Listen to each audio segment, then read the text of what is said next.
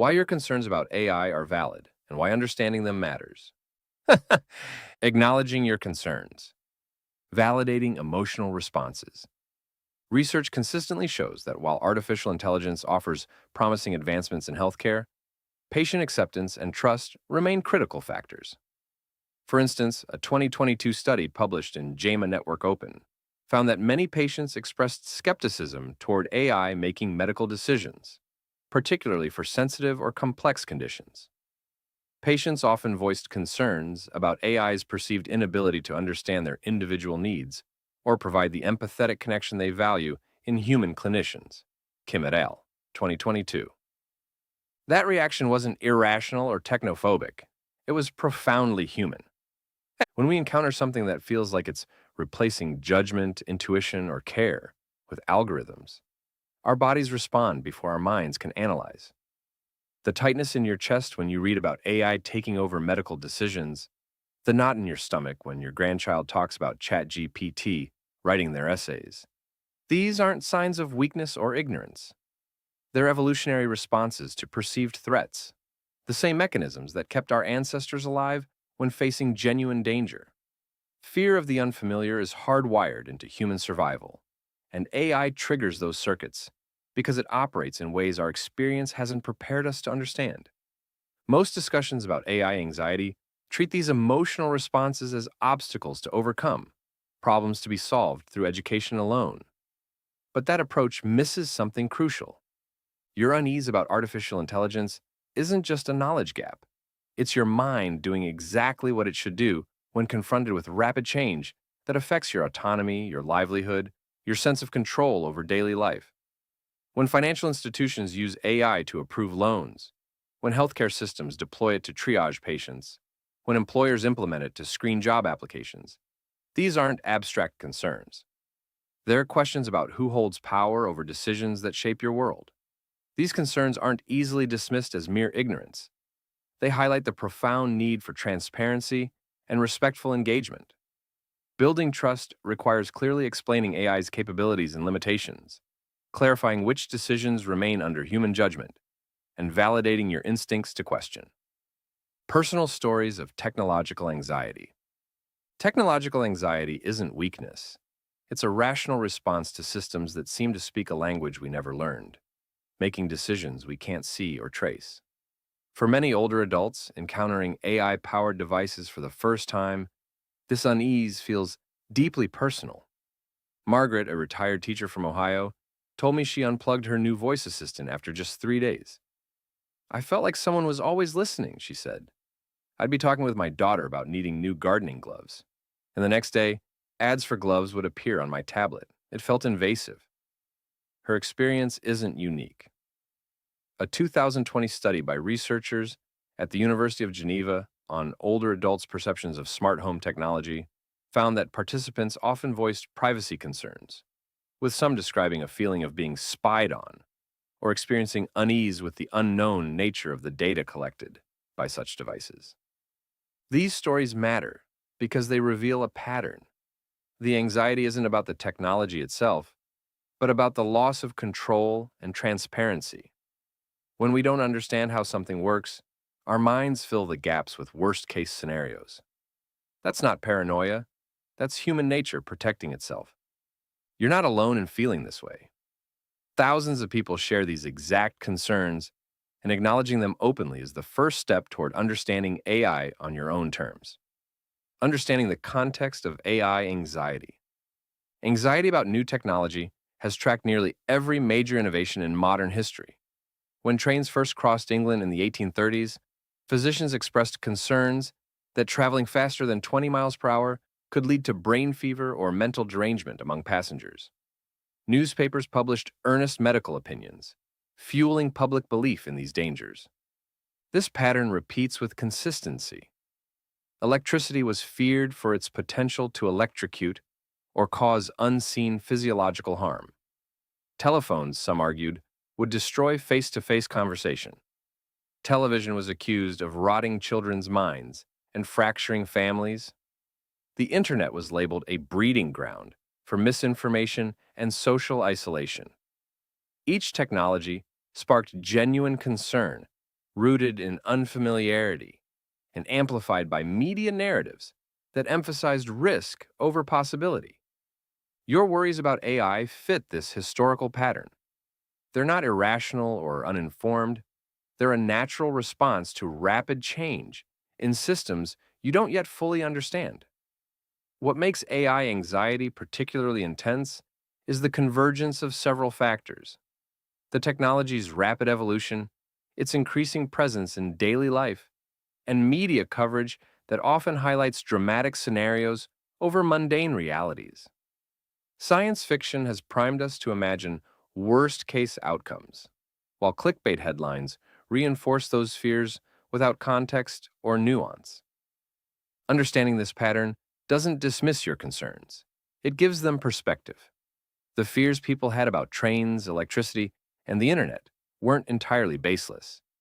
Real risks existed, and societies developed safety standards, regulations, and ethical frameworks to address them. The same process is underway with AI. By recognizing that your anxiety is part of a larger, predictable human response to technological change, you can approach AI with both caution and curiosity rather than fear alone. The historical context of technological anxiety. From Industrial Revolution to AI. The Industrial Revolution wasn't clean, orderly progress. It was messy and frightening, tearing through England's social fabric with a violence we've largely forgotten. When we talk about AI anxiety today, we're actually walking a path well worn by history. Consider the Luddites, not the caricature of backward peasants smashing machines, but skilled textile workers whose expertise had fed families for generations. Between 1811 and 1816, they organized nighttime raids to destroy mechanized looms, not out of ignorance, but because those machines were systematically erasing their livelihoods. The British government's response: they deployed more troops to suppress these workers than they'd sent to fight Napoleon. Approximately 12,000 soldiers stationed in industrial regions. Dozens were executed or deported to Australia. These weren't irrational people resisting inevitable progress. They were skilled craftsmen, watching their economic security vanish overnight, while factory owners accumulated unprecedented wealth. Their anxiety wasn't misplaced. Entire communities collapsed. Children as young as 5 worked 14-hour factory shifts. Urban slums exploded with disease. The technology itself was morally neutral, but the economic and social structures surrounding it caused genuine human suffering that lasted decades before labor laws, public education, and new economic models emerged. We remember the Industrial Revolution now as transformative and ultimately beneficial. What we forget are the generations who experienced it as catastrophe. This pattern, legitimate disruption followed by eventual adaptation and regulation, repeats with every major technological shift. The anxiety that accompanied steam engines, mechanized agriculture, and factory automation wasn't foolishness. It was a proportional response to real upheaval, even when the long-term trajectory bent toward progress. Communication and media evolution. Johannes Gutenberg's printing press appeared around 1440, and within decades, European authorities panicked. The ability to mass-produce texts meant information could no longer be controlled by religious and political elites who'd monopolized knowledge for centuries. In 1501, Pope Alexander VI issued a papal bull, Inter Multiplices, requiring pre-publication censorship of all printed materials in certain German provinces, later expanding the mandate across the Catholic world. His concern wasn't abstract. Printed pamphlets were spreading ideas that challenged church doctrine faster than authorities could suppress them. By 1559, the Catholic Church established the Index Librorum Prohibitorum, an official list of banned books that would remain in effect until 1966. The printing press didn't just distribute information, it fundamentally disrupted who held power over knowledge itself. Yet within a century, literacy rates climbed across Europe. Universities expanded. Scientific knowledge accelerated dramatically. The printing press enabled the rapid sharing of discoveries that fueled the scientific revolution. What terrified authorities actually democratized learning. The telephone provoked similar alarm in the 1870s. German Kaiser Wilhelm II reportedly viewed the telephone as a tool of the devil, fearing it would encourage rebellious plots. American commentators worried it would destroy letter writing and face-to-face interaction, making society atomized and impersonal. A Scientific American editorial from 1880 complained that telephones were invasive, allowing unwanted voices to intrude into private homes without warning. Those fears weren't entirely wrong. Communication did change, and some older social patterns did fade. But the telephone also connected isolated rural communities, enabled rapid emergency responses, and created entirely new forms of business and personal relationships. Television sparked genuine concern in the 1950s about children's development and family cohesion. The internet in the 1990s raised alarms about misinformation, predators, and social fragmentation. Each concern contained kernels of truth. We did develop problems requiring new regulations, social norms, and technological safeguards. What history reveals isn't that technological anxiety is foolish, but that our capacity to adapt, regulate, and integrate new tools ultimately shapes outcomes more than the technology itself. Automotive and aviation innovations. Adaptation doesn't happen automatically, though. Historical acceptance required deliberate intervention, laws, public campaigns, infrastructure changes, and time. Early automobiles killed pedestrians at alarming rates because cities lacked traffic lights, crosswalks, or speed limits. In 1920s America, car manufacturers faced intense public backlash as urban deaths mounted. They responded not just with engineering improvements, but by lobbying for new road designs and driver licensing systems. Society had to fundamentally reorganize around cars, paving roads, establishing right-of-way laws, creating parking regulations. The technology didn't simply prove itself safe. We built systems to make it safer. Aviation followed a similar path. The 1931 crash of a Fokker F-10A, which killed Notre Dame football coach Knut Rockne, deeply shook public confidence in air travel. In response, the U.S. government established the Civil Aeronautics Authority in 1938, instituting rigorous safety standards, pilot training requirements, and aircraft inspections.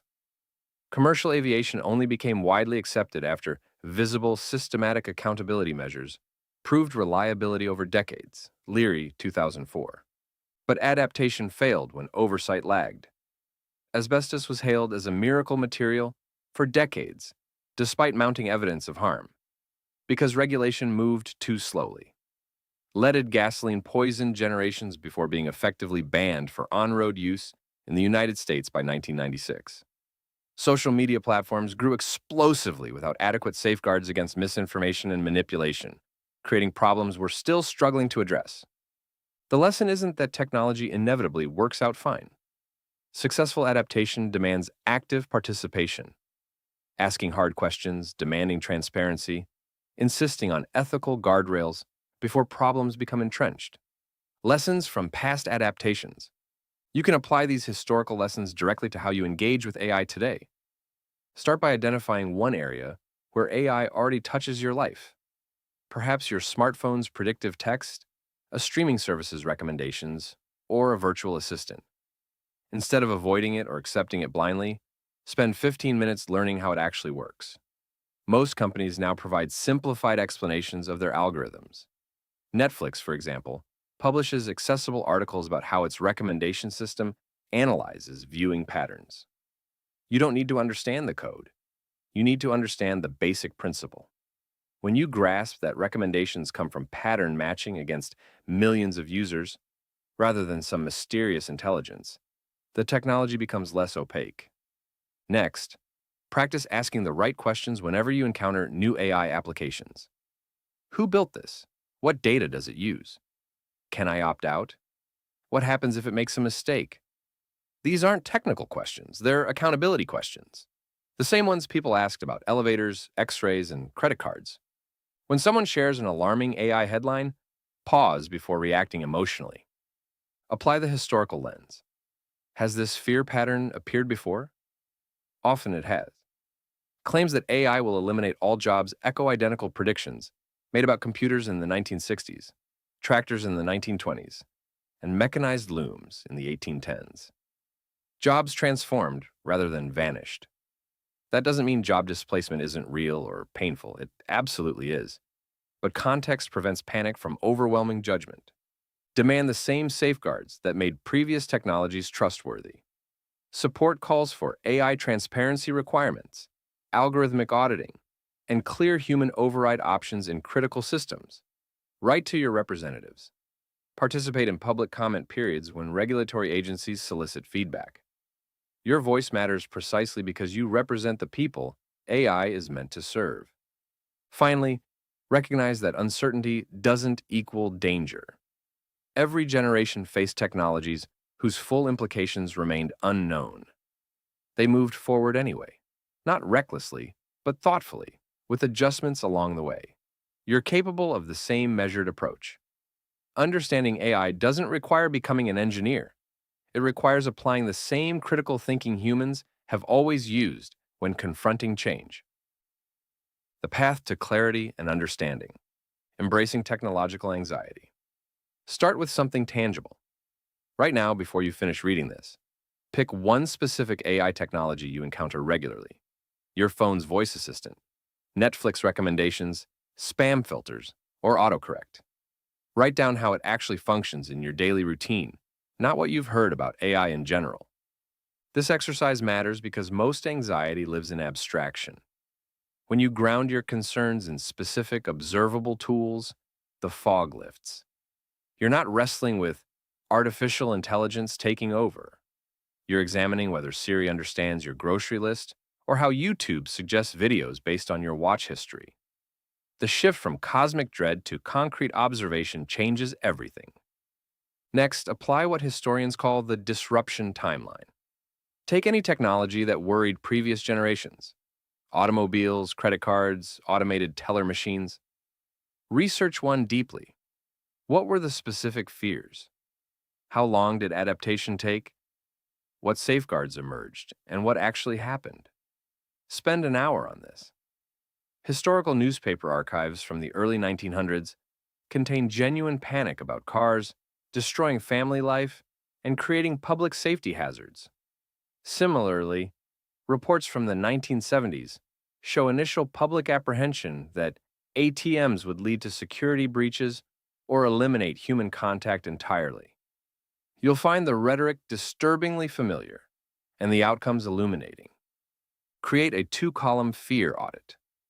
On the left, list your specific AI concerns: job displacement, privacy invasion, loss of human connection, whatever keeps you awake. On the right, categorize each fear. Is this about the technology itself, the companies deploying it, government regulation, or your own unfamiliarity?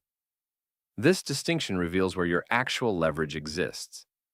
You can't redesign neural networks, but you can learn privacy settings, support specific legislation, or choose which services to use.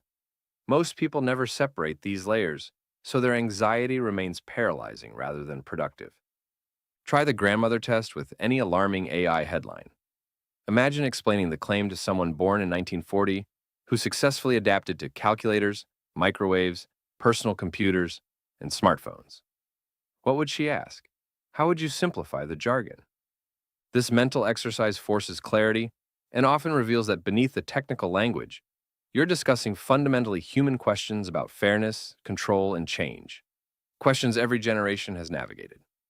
Finally, engage directly but incrementally. Choose one AI tool you've been avoiding and use it deliberately for a specific, low-stakes task this week. Not because you must embrace all technology uncritically, but because informed skepticism requires actual experience.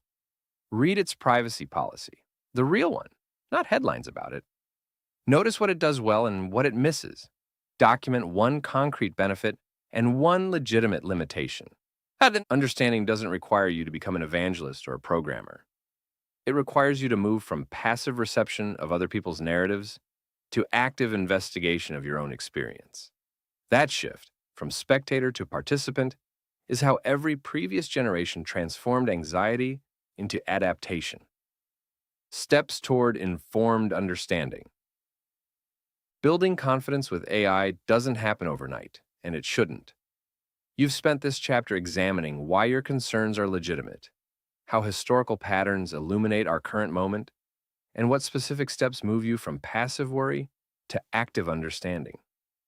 The goal was never to eliminate uncertainty. It was to transform how you hold it. When you apply the fear audit, examine one technology deeply, or test an AI tool on your own terms, something fundamental shifts. You're no longer waiting for experts to decree what's safe or dangerous. You're developing your own informed perspective, grounded in direct observation rather than headlines designed to provoke. This matters more than any single fact about machine learning or neural networks. Reliable information exists, but it requires discernment. Seek sources that explain both capabilities and limitations, that acknowledge trade-offs rather than promising utopias or predicting apocalypses.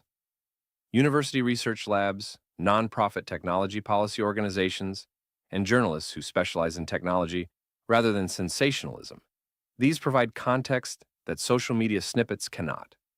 When someone claims AI will solve every problem or destroy civilization, you now recognize the pattern: oversimplification that obscures the actual manageable challenges we face. Community conversations matter too, particularly ones that include diverse voices.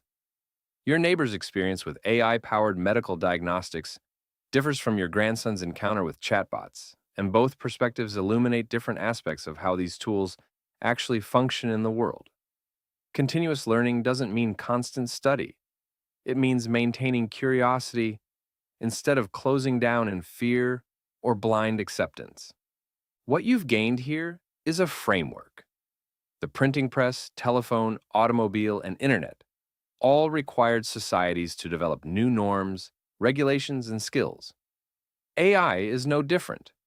The timeline feels compressed because change accelerates, but the human capacity to adapt, regulate, and shape technology according to our values remains constant. Your grandparents navigated their era's disruptions. You're navigating yours with the same fundamental tools: observation, questions, and engagement. The path forward involves applying these approaches consistently. Read one technology policy development each month. Notice when companies change AI features based on user feedback. Pay attention to which fears materialize and which fade as familiarity grows. Track your own evolving understanding. Where were you wrong? Where were your instincts correct? And what new questions emerge? You're not alone in this process. Millions of people are asking the same questions, demanding better explanations, and refusing to accept that technology must remain mysterious. That collective insistence on clarity drives better design, stronger oversight, and more human-centered development. The next section examines specific AI truths that cut through the noise, concrete realities about what these systems can and cannot do, where genuine risks lie, and how your voice shapes outcomes. You're ready for that deeper dive because you've built the foundation: historical context, practical tools, and the confidence to investigate rather than simply react.